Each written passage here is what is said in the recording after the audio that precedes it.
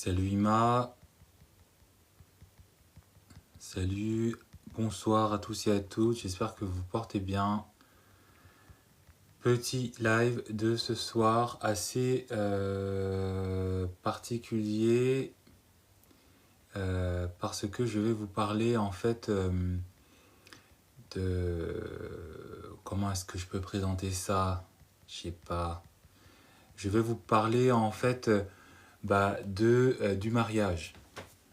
Et je vais vous parler en fait de la réalité du mariage par rapport en fait à une vidéo que j'ai postée, je crois, si je dis pas de bêtises, que j'ai postée aujourd'hui, il me semble, autour de la question qui était de savoir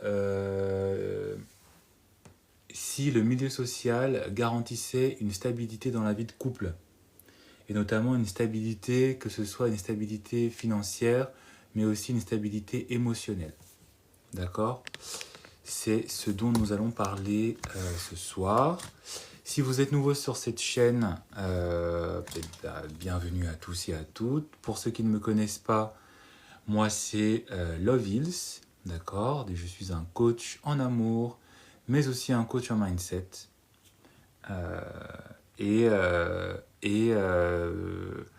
voilà, on va pouvoir un tout petit peu discuter de ça. Si vous avez des questions, n'hésitez pas à me les poser. Si vous avez envie de voir mes autres vidéos, mes autres thèmes que j'ai abordés, n'hésitez pas à aller sur ma chaîne TikTok LoveIls30. Salut Roger, salut à tous et à toutes, pour pouvoir voir un tout petit peu, du coup, un peu mon travail, en gros. Voilà. Salut Diète et Santé, salut, bonsoir tout le monde. Alors, le thème de ce soir, je vais l'aborder d'une manière un peu originale parce que je vais un peu faire devant vous mon petit rituel du soir, mon petit rituel, on va dire beauté, même si j'ai pas vraiment c'est une gymnastique en fait du visage que je fais. Donc voilà, vu que j'ai pas trop le temps, vu qu'il est tard, voilà, vous allez assister à ça en même temps. Je ne sais pas si je l'ai déjà dit, mais si vous avez des questions par rapport au thème, n'hésitez pas à me les poser. Je me ferai un plaisir d'y répondre. N'hésitez pas aussi à tapoter, s'il vous plaît. Salut Florence. N'hésitez pas à tapoter pour qu'on gagne un maximum d'audience. Et on va pouvoir commencer.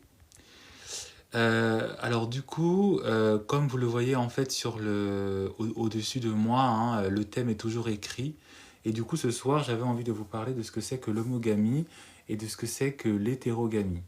Alors, ça ne concerne pas l'orientation sexuelle, ça ne concerne pas les préférences en termes de sexualité, mais on parle bien de mariage, d'accord? Parce que dans la réalité du mariage, dans l'histoire du mariage, il n'y a que deux concepts qui existent dans le mariage. Il n'y a que deux... j'ai oublié le terme, mais il n'y a que deux choix qui vous est donné quand on parle de mariage, d'accord? Il y a un mariage homogame, hein, un mariage qui se fait dans l'homogamie, et un mariage hétérogame, un mariage qui se fait dans l'hétérogamie. Alors, on va du coup se poser la question pour savoir ce que c'est. Si vous êtes déjà plus ou moins familier à la question, vous devez sûrement déjà un petit peu savoir ce que c'est. Du coup, qu'est-ce que c'est déjà que l'homogamie? En général, l'homogamie, c'est un mariage dans lequel on est tous. C'est un mariage que l'on connaît tous. Alors déjà, d'un point de vue étymologique, vous avez forcément reconnu qu'il y a le terme homo, qui veut effectivement dire similaire, même. Je ne sais pas d'où vient le terme gamme, mais on va dire que cela concerne en fait que cela signifie du même milieu, du même domaine. D'accord? Donc un mariage homogame, d'accord, c'est un mariage qui est fait entre deux personnes qui viennent du même milieu, qui viennent du même milieu social, du même milieu économique, d'accord. Bon, alors je n'ai pas fait d'études statistiques parce que j'ai un peu la flemme. Et on n'est pas là pour parler nombre, d'accord. Mais d'un point de vue statistique et d'un point de vue purement sociologique, presque la majorité des mariages sont homogames. Presque la majorité des foyers se sont faits dans l'homogamie. D'accord? Et donc, qu'est-ce que vous comprenez évidemment? C'est qu'un mariage qui est fait dans l'homogamie, c'est tout simplement un mariage avec des personnes qui viennent du même milieu social. Ce sont des personnes qui viennent d'un milieu social qui est similaire. Vos parents, pour la plupart, se sont mariés parce qu'ils viennent du même milieu social. En général, tout le monde sait que le milieu social qui est le plus répandu dans notre société, c'est, on va dire, la classe moyenne. C'est la classe aussi qui peut être considérée comme pauvre, mais on va plutôt aller dans le superlatif, on va plutôt aller vers le plus. La majorité des mariages qui ont constitué l'humanité, qui nous constituent aujourd'hui et qui constitueront le futur de la société, ce sont forcément des mariages qui viennent de classe moyenne. Alors, je ne sais pas si effectivement je pense que vous voyez ce que je suis en train de faire, mais je suis aussi en train de vous donner des petits points, des petits tips beauté, d'accord? Je pense que vous connaissez un tout petit peu cette technique, surtout si vous êtes de la jante féminine, vous connaissez ça, c'est une pierre gua sha. Je pense que vous avez peut-être vu la marque, donc voilà, je vais la cacher parce que j'ai pas envie que TikTok me mette des limitations pour rien. Je fais pas de pub. Mais voilà, c'est une pierre gua sha, et donc si vous connaissez un petit peu le principe, c'est tout simplement une technique asiatique ancestrale qui permet tout simplement d'assouplir la peau, de garder en jeunesse, en souplesse, et donc d'estomper en tout cas la marque du temps et de l'espace sur votre peau, et donc de garder une peau qui restera, malgré le temps, malgré l'âge, qui restera souple et qui restera présentable. Donc, que vous soyez un homme, que vous soyez une femme, pensez à vous faire cette gymnastique du visage, et croyez-moi, ça marche. Croyez-moi, ça marche. D'accord? Donc, la majorité des foyers dans lesquels nous sommes nés sont des mariages homogames. Que ce soit d'un milieu, que ce soit dans un foyer de classe moyenne ou pauvre, mais aussi que ce soit dans un milieu riche, d'un milieu aisé. C'est important en tout cas d'être conscient de cette réalité-là pour arrêter en fait de effectivement penser que un mariage qui réussit, c'est un mariage où, et on le verra effectivement quand on abordera la deuxième réalité des mariages et des foyers, faut arrêter de penser qu'un mariage qui réussit, c'est un mariage où effectivement l'homme est plus riche que la femme. D'accord? C'est pas forcément cette réalité-là, ce n'est pas cette réalité-là qui marche pour tout le monde. C'est une exception, d'accord? Mais la norme, la règle, c'est qu'effectivement, tous les mariages, la majorité des foyers, la majorité des couples mariés, des foyers composés d'un homme et d'une femme, ou de leurs enfants, ce sont des mariages où il y a l'homogamie. D'accord? Pourquoi? il faut se poser la question aussi de savoir pourquoi d'où est-ce que ça vient, d'accord? C'est une règle qui est aussi vieille que le monde, d'accord? C'est une règle qui a toujours existé, c'est qu'effectivement, on se marie entre soi. Alors là, si vous regardez bien, hein, la règle, c'est de faire 10 de chaque côté, de chaque partie du visage, mais moi, des fois, j'aime bien un peu dépasser. J'ai même pas compté, donc je fais vraiment comme ça. Mais voilà, c'est vraiment important de bien respecter la partie du visage. La règle, c'est qu'effectivement, et c'est comme ça que la société s'est construite, d'accord? C'est qu'effectivement, il y a la règle de l'entre-soi.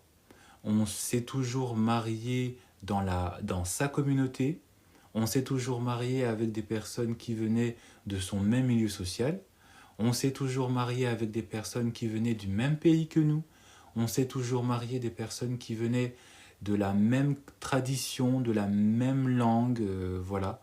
On s'est toujours marié entre personnes qui partageaient la même confession religieuse, d'accord?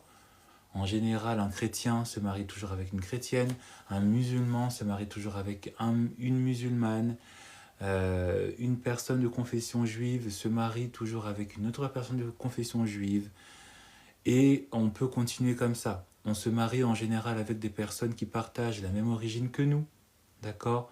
En général, on va toujours se marier avec des personnes qui ont la même couleur de peau que nous, en général, d'accord? Je ne dis pas que c'est le cas de tout le monde, hein, les mariages métissés, ça existe, mais en général, et ça remonte, à des temps immémoriaux, ce n'est pas moi qui invente ça, ce n'est pas quelque chose qui est récent, ça a toujours été comme ça, on s'est toujours marié entre soi, d'accord? On a toujours, en général, préféré une personne qui nous ressemblait un tout petit peu, qui était différente de nous, mais qui, dans sa coutume, dans ses us, dans ses us et coutumes, dans son mode de vie, par rapport aussi à son aisance financière, qui était similaire à nous. D'accord? Et c'est tout ça, l'homogamie. L'homogamie, c'est effectivement le fait de se marier avec une personne dont on est déjà familier parce que il ou elle partage quelque chose qui nous rappelle un tout petit peu nous. C'est à la fois psychologique, mais c'est aussi sociologique. D'accord? C'est aussi d'un point de vue économique. Et d'un point de vue économique, on s'est toujours marié entre soi parce que ça permettait déjà soit de garder la richesse, d'accord, de garder des acquis en tout genre, pas forcément de richesse en termes d'argent, mais aussi des acquis en termes de culture, en termes de coutumes, en termes de religion, d'accord, en termes aussi de fréquentation, d'accord. C'est pas pour rien que on le voit autant dans les hautes sphères qu'autant dans les petites sphères, hein. Les personnes qui viennent de la classe moyenne en général vont toujours se marier avec des personnes de la classe moyenne. Même si l'homme est un tout petit peu plus riche, même si l'homme est un peu plus aisé, ou même si l'homme a un tout petit peu plus de moyens, on va toujours remarquer qu'il y a un niveau qui est similaire, un univers qui est similaire. Une personne d'extraction noble va toujours en général se marier avec une autre personne qui vient de la même classe sociale qu'elle. Et ça, c'est depuis des temps immémoriaux. Un paysan, à l'époque, quand il n'y avait pas encore la société actuelle, quand il y avait notamment encore la société du tiers-état, un paysan se mariait avec un paysan, une paysanne. Une bourgeoise se mariait avec un bourgeois. Un noble se mariait avec une noble.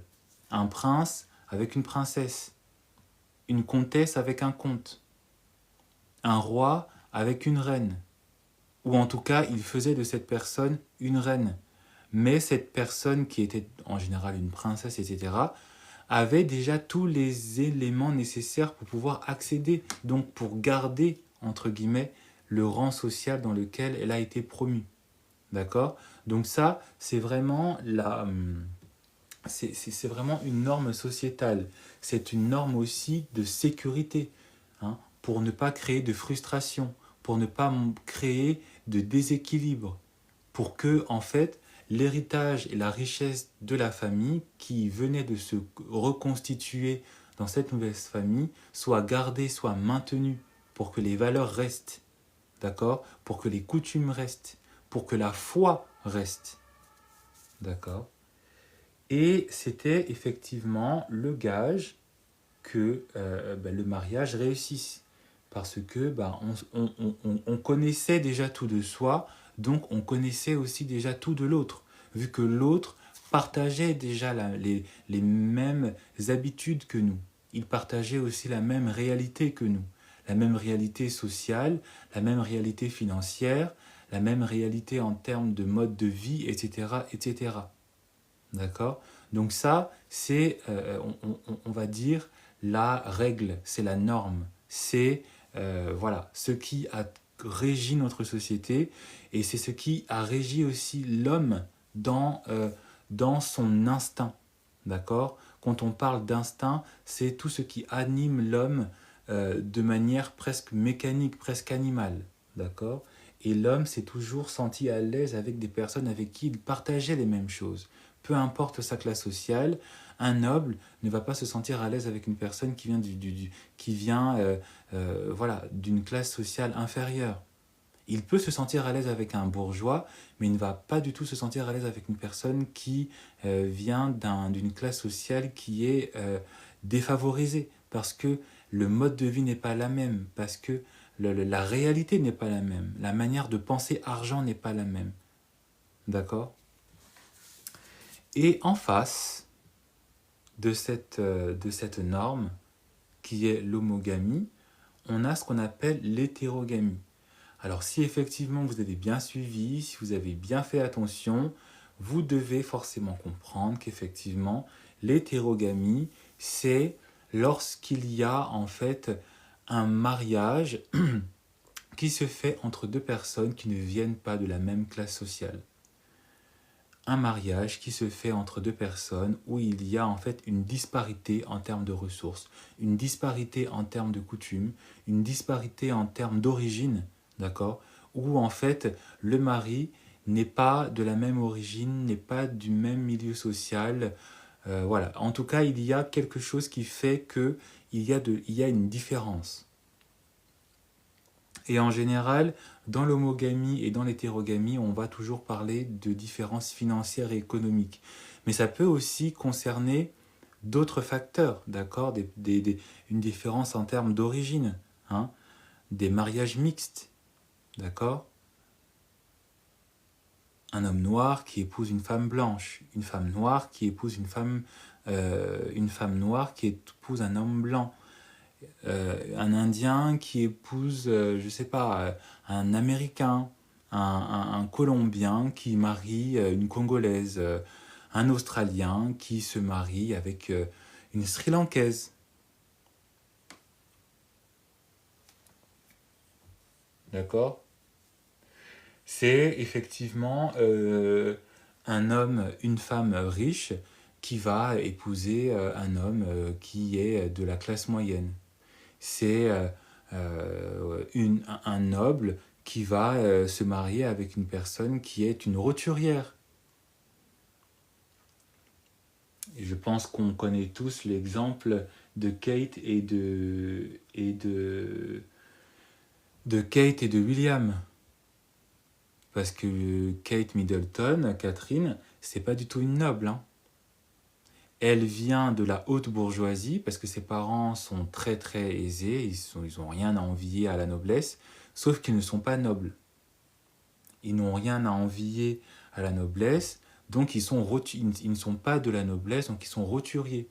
D'accord? Et il y a eu effectivement ce mariage qu'on connaît. Même chose avec le frère de William, Harry, qui a épousé une actrice.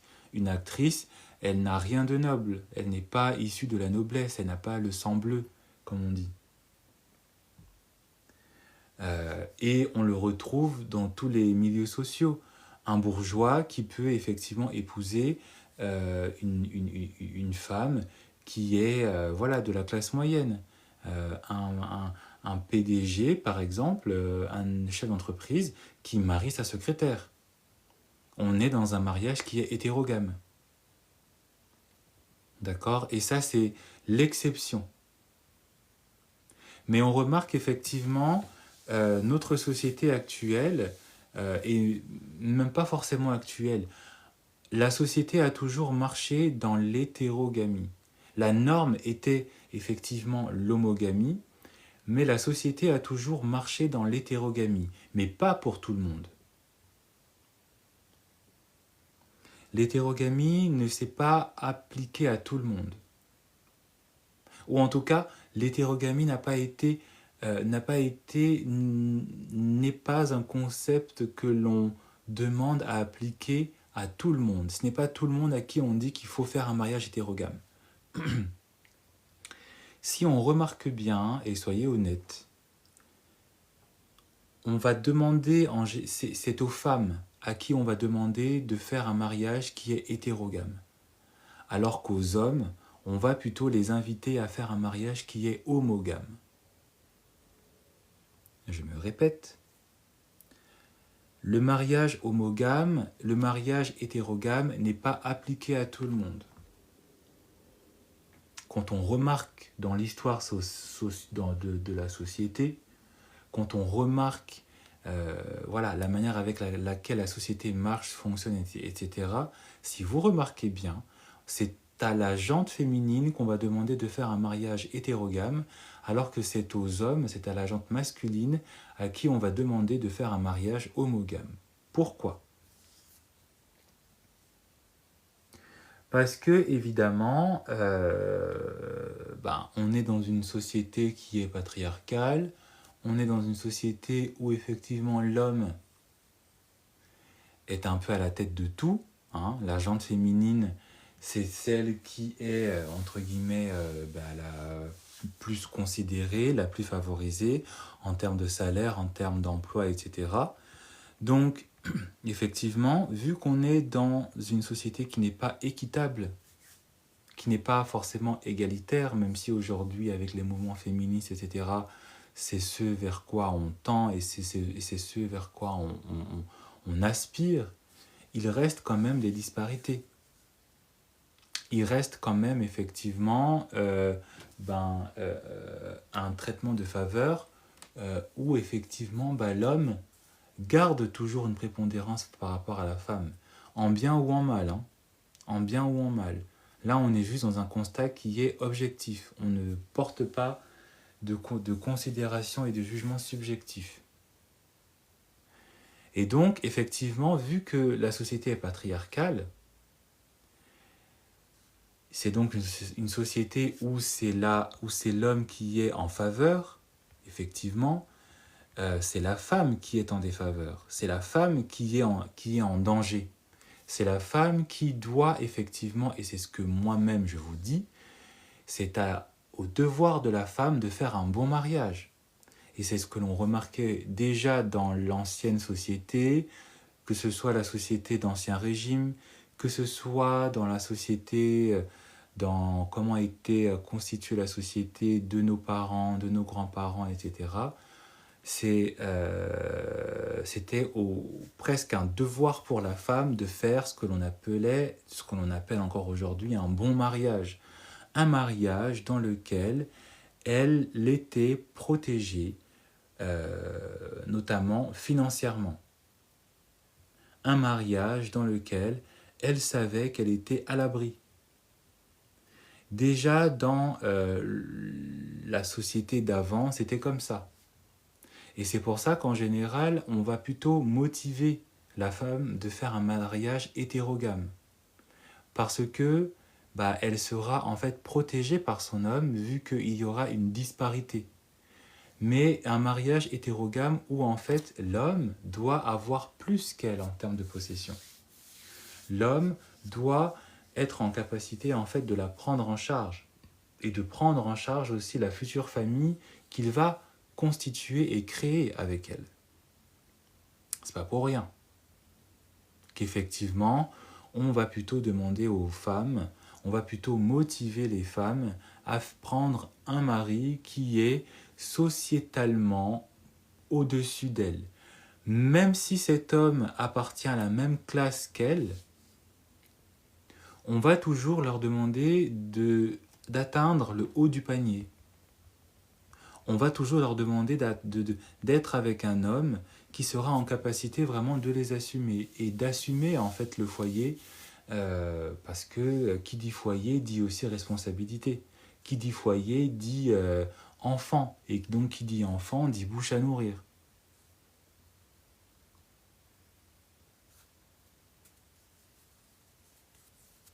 Et donc effectivement, si toi en tant que femme, tu maries un homme qui est au-dessus de toi, sociétalement parlant, économiquement parlant, ben tu seras à l'abri. Parce que cet homme sera en capacité effectivement de te protéger et de te donner en tout cas un mode de vie dans lequel tu seras à l'aise et où tu n'auras pas à craindre. C'est pour ça qu'effectivement, c'est de là en fait que viennent tous les contes de fées. C'est de là que viennent tous aussi les contes de fées modernes. Toutes les séries où effectivement on a toujours cette fille qui est un peu d'un milieu humble, qui n'est pas forcément très bien à l'aise dans sa vie, qui galère un petit peu, et qui un jour tombe sur cet homme qui est un homme riche, un homme accompli, un noble, une star, etc. Si vous regardez notamment la plupart des films de Noël, regardez la majorité des films de Noël, qu'est-ce que vous avez? Vous avez toujours cette femme qui est toujours un petit peu seule pour Noël, qui se fait inviter comme ça un petit peu par hasard pour aller passer Noël chez sa famille. Et elle rencontre qui? Elle rencontre le prince charmant moderne, qui est beau, qui est riche, qui est célèbre.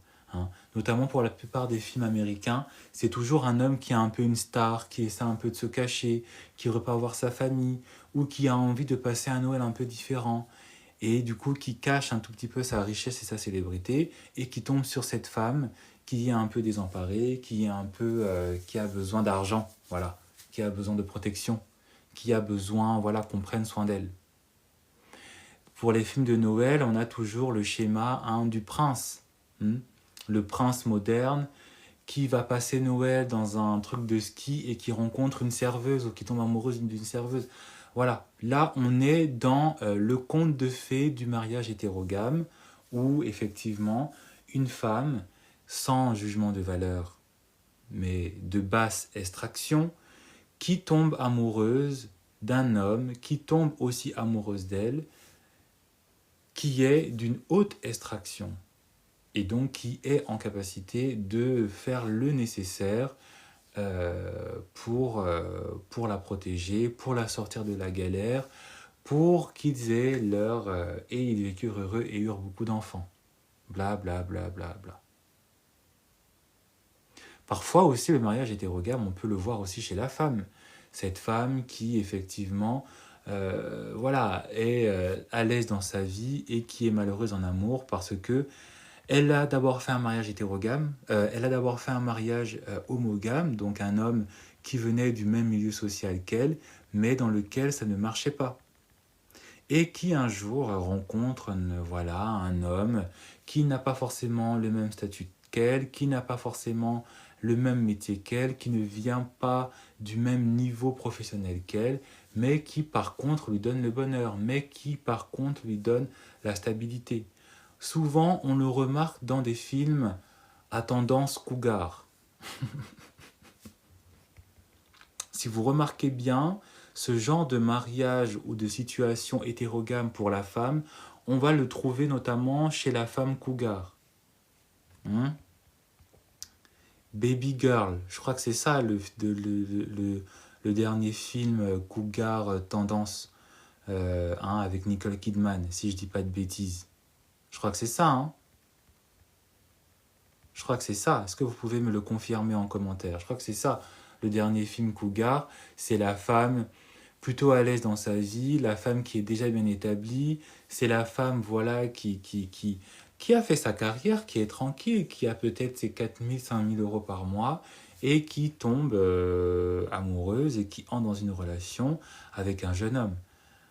En général, le jeune homme, voilà, c'est un jeune homme qui commence à peine un peu dans la vie active, c'est un homme qui peine un peu dans sa vie active, c'est un homme voilà, qui n'est pas du même milieu, de la même stabilité sociale qu'elle.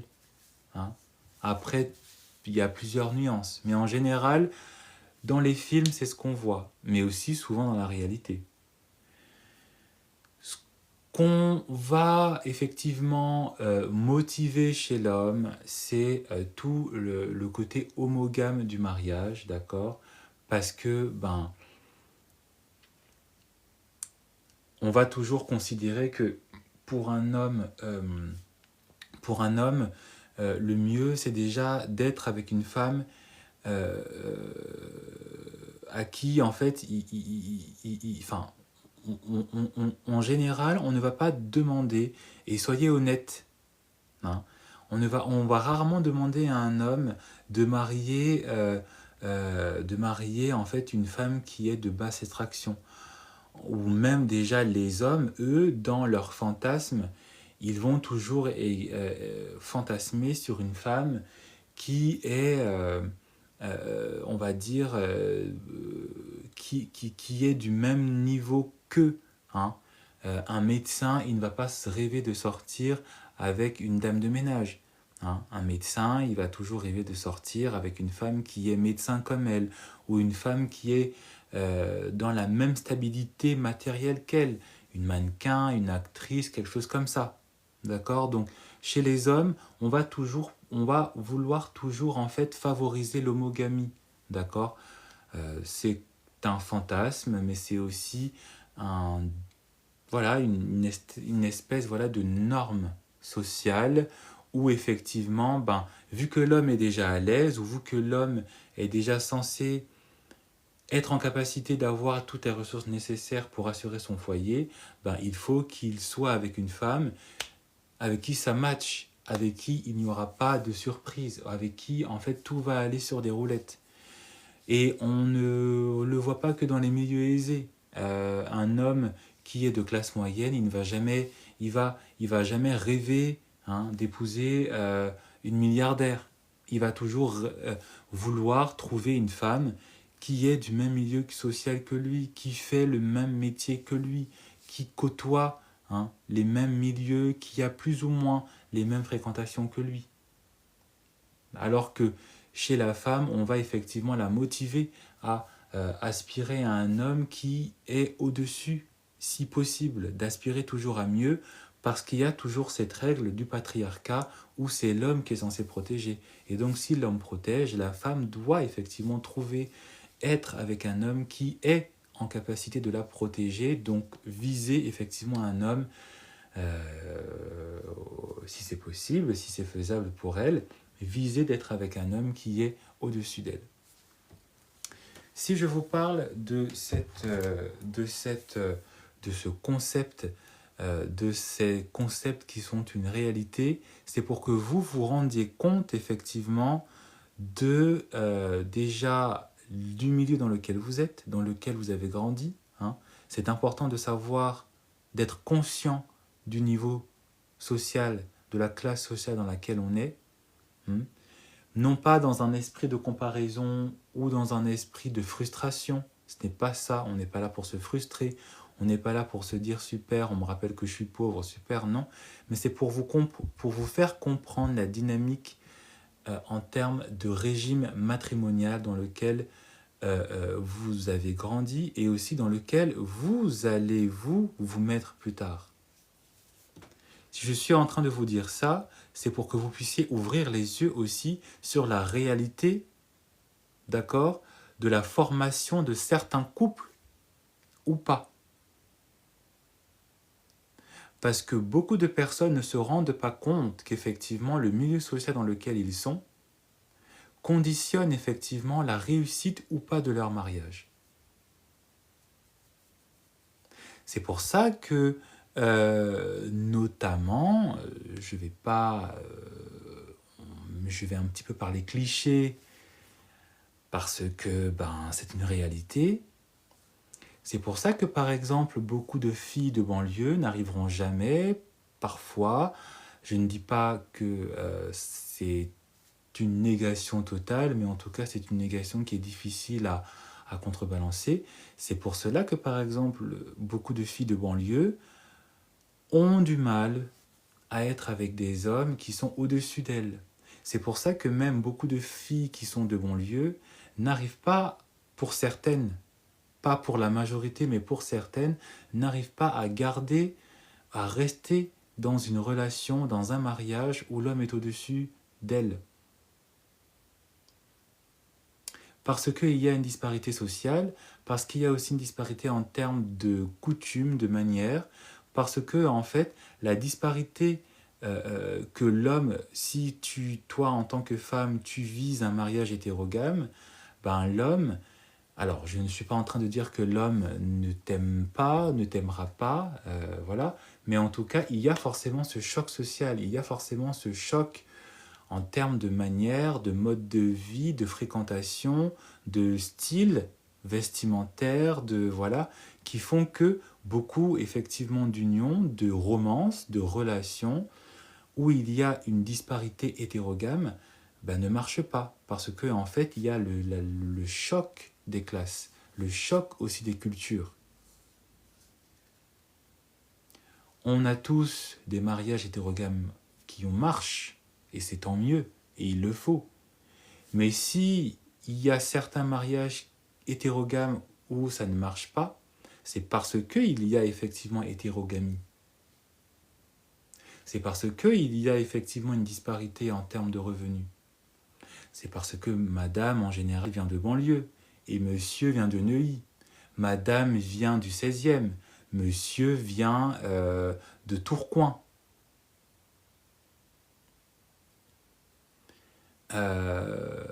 Monsieur vient de La Baule, madame vient de Marseille. Hétérogamie. Et c'est ça qui fait que certains mariages, et même avant de parler de mariage, avant même qu'il y ait mariage, c'est pour cela que certains couples ne marchent pas. Si vous vous mettez avec un homme qui est au-dessus de vous ou en dessous de vous, il y aura un clash. Il y aura forcément, effectivement, un moment où, ça va pas marcher très très très très longtemps. Ça peut marcher, ça va marcher s'il y a un effort entre les deux, s'il y a de la communication et si l'amour est sincère. Et si aussi il y a, comme je le dis toujours, une maturité émotionnelle. Mais si on remarque qu'effectivement il n'y a pas ça, s'il n'y a pas de maturité émotionnelle, si les sentiments ne sont pas vraiment sincères, s'il n'y a pas aussi une prise de conscience sincère de la réalité de la vie de couple, de par la différence qu'il y a entre les deux personnes, à un moment donné, ça va clasher. Et c'est ce qu'on voit dans certains films. Dans tous les films où il y a effectivement une hétérogamie dans un couple, arrive un moment où ça clash. Dans tous les mariages, et même dans les mariages princiers, vous regardez William et Kate, ça a clashé. Vous les voyez comme ça, tout beau, tout mignon, ils se sont séparés à un moment. Parce que, il y avait hétérogamie dans leur couple. Parce que, il y avait la pression. Parce que, effectivement, il n'y avait pas, il n'y avait pas le même mode de vie, il n'y avait pas les mêmes attentes. Comment comprendre et comment intégrer, toi, homme, je prends le cas de William et de Kate parce que c'est l'exemple le plus fort que tout le monde connaît, mais comment est-ce que toi, en tant qu'homme destiné à être sur le trône d'Angleterre, tu puisses, sur le long terme, être avec une femme qui ne comprend pas les codes, qui n'a pas grandi dans les codes, qui qui est censé être en fait ton sujet. Il n'y a pas ces... Alors là, je parle juste dans un constat en termes de situation. Donc il y a forcément une disparité, il y a effectivement une hétérogamie. D'accord? Ça ne veut pas dire que c'est impossible. On connaît tous qu'il y a la règle, l'homogamie, mais qu'il y a aussi l'exception, l'hétérogamie. Et que parfois, même dans un mariage homogame, il peut y avoir une disparité, il peut y avoir un conflit. Hein. Encore une fois, on va prendre l'exemple dans la noblesse. On va aller chez le papa de William. Il y avait un mariage homogame entre Charles et Diana. C'était un mariage purement homogame. Pourquoi? Charles, c'était le prince de Galles à l'époque. Diana, elle venait de la noblesse, elle venait de la haute noblesse. Elle était faite pour marier un prince et pour devenir reine, parce qu'elle avait grandi dans ce milieu. Son père était un comte, je crois, un grand comte. Il faisait partie de... voilà. La grand-mère, je crois, de Diana, ou la mère de Diana, je ne sais plus. Non, je crois que c'était la grand-mère de Diana, était une grande amie et était une dame d'honneur de la grand-mère de Charles. Donc on est d'égal à égal. On n'a pas les mêmes titres, mais on est d'égal à égal. On est potes. Voilà. Ils avaient les mêmes fréquentations. Elle avait grandi en suivant les codes. Elle connaissait comment, voilà, la révérence, tout ça, comment se mettre devant, comment se mettre en avant, quelles sont les manières, etc. etc. Et on l'a tous vu. Hein. Ce qui faisait aussi le charme de Diana, c'est pas juste sa beauté plastique, mais c'était le fait qu'elle connaissait et elle maîtrisait les codes. Et elle connaissait la signification de ce qu'elle devait porter ou pas. C'est pas pour rien qu'elle était aussi une icône de mode par rapport à son rang. C'est parce qu'elle connaissait les codes de la noblesse, parce qu'elle était noble. Mais malgré le fait que ce mariage était homogame, ça a quand même clashé. Parce que, on le sait tous, il n'y avait pas de réel sentiment entre les deux. Ou en tout cas, Charles n'a pas aimé, n'aimait même pas en fait, Diana, parce qu'il était prise de l'autre, hein, Camilla. Donc indépendamment effectivement de tout ce qui peut dans un couple faire que ça marche ou que ça ne marche pas, il faut aussi se rendre compte que parfois le milieu social, les coutumes, l'aisance financière ou pas, les origines peuvent parfois mettre un frein et peuvent expliquer pourquoi est-ce que un couple, un mariage peut marcher ou peut ne pas marcher. D'accord? C'est vraiment très important d'avoir aussi une vision, pas juste en termes de sentiments, de est-ce qu'il m'aime ou pas, hein, pas juste en termes aussi de voilà, il m'a trompé. Parfois aussi, ce qui peut expliquer le pourquoi, comment est-ce que votre couple ne marche pas ou marche, c'est tout simplement quand vous analysez en fait d'un point de vue économique et social ce qui est vous, ce qui vous constitue, d'où est-ce que vous venez et qu'est-ce qui constitue aussi l'autre. Un homme qui est de classe moyenne, il va forcément se sentir plus à l'aise avec une femme qui vient du même milieu que lui.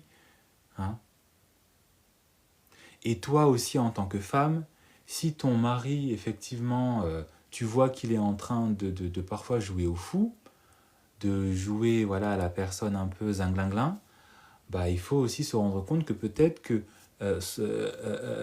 son origine sociale fait que maintenant qu'il est adulte, avec l'indépendance qu'il a, avec son travail qu'il a, avec le fait qu'il a réussi peut-être à monter les échelons ou pas, hein, parce que certains hommes malheureusement n'ont pas cette capacité, n'ont pas aussi de promotion, ou c'est difficile pour différentes raisons. On comprend, on n'est pas là pour juger, mais parfois l'évolution sociale, professionnelle d'un homme ou sa stagnation peut aussi le motiver ou pas à avoir une relation, avoir un mariage qui soit stable ou pas, de par son origine sociale de base. Notamment pour nos parents là, nos grands-parents, parfois qui viennent de milieux, de milieux sociaux difficiles, de milieux sociaux ruraux, qui, avec l'immigration notamment, avec la découverte d'un nouveau pays, une aisance de vie plus ou moins certaine, vu qu'ils sont venus parfois de milieux voilà, parfois très très très difficiles, ou même pour manger tous les jours c'était chaud, arriver en France, arriver aux États-Unis, arriver en Angleterre, en Allemagne, peu importe, avec effectivement la capacité à avoir réussi à s'établir, bah en fait, ils arrivent dans une autre réalité, ils découvrent une autre réalité. Et donc, effectivement, la manière avec laquelle ils ont de traiter leur mariage peut être source de réussite ou source de chute aussi. Et c'est pour ça que beaucoup de femmes, parfois, ne se rendent pas compte, n'arrivent pas aussi à avoir un regard qui soit suffisamment critique sur pourquoi est-ce que mon mariage a réussi ou pourquoi est-ce que mon mariage n'a pas réussi.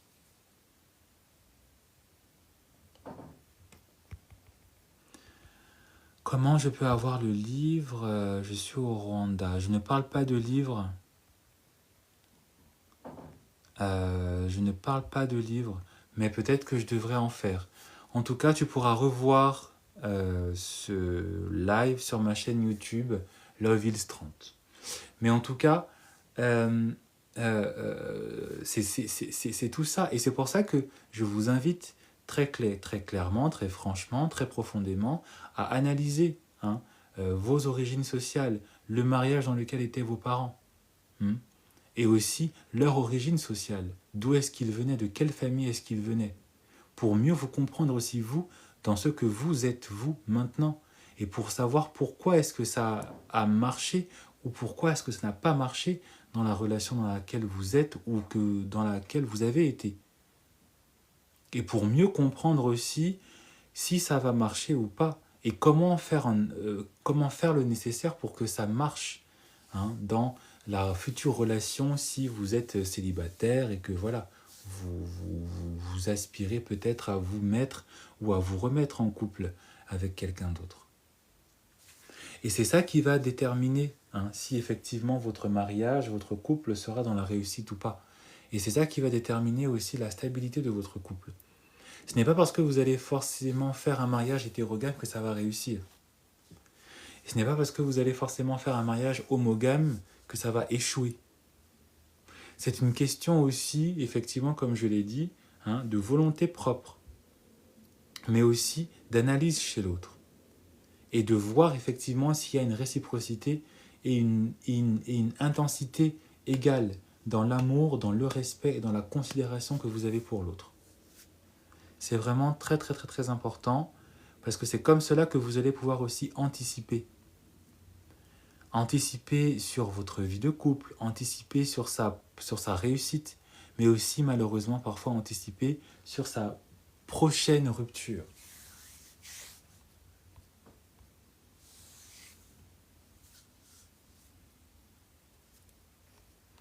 Il me semble que j'avais vu des petites questions avant que j'arrête le live. Mais peut-être que j'ai... Alors j'avais une question d'Elisabeth qui me demandait c'est quoi l'hétérogamie. J'ai un peu la flemme de me répéter. Mais en gros, l'hétérogamie, c'est quand les deux personnes ne sont pas du même milieu social, ils n'ont pas les mêmes... ils ne sont pas du même milieu social, ils n'ont pas la même richesse, monsieur est riche, madame est pauvre, madame est riche, monsieur est pauvre, etc. Serait-il possible d'expliquer pourquoi les hommes nous trompent avec des femmes plus âgées ?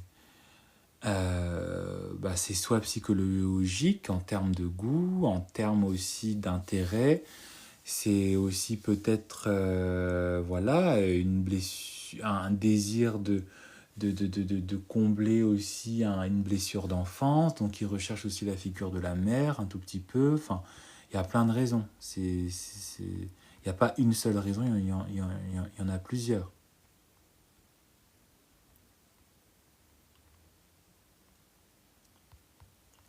Il y en a plusieurs. Mais en tout cas, à partir du moment où vous aurez vraiment compris et accepté et intégré en vous cette réalité, parce que ce n'est pas juste moi qui vous le dis parce que j'ai soi-disant analysé la société et j'ai tout compris. Non, c'est une réalité, c'est sociologique. Hein. Si vous avez fait économie, si vous avez étudié l'économie, si vous avez étudié la société et la constitution de la société dans sa famille, c'est quelque chose qui est avéré, qui est vrai. Il y a deux types d'unions, il y a deux types de couples, de mariages. Et c'est l'aisance ou pas d'une personne qui va en fait constituer et déterminer en fait la possibilité pour votre partenaire de rester ou pas avec vous. D'accord? Donc, prenez soin de vous, faites attention. N'hésitez pas à aller sur ma chaîne YouTube et je vous dis à très bientôt pour un prochain live.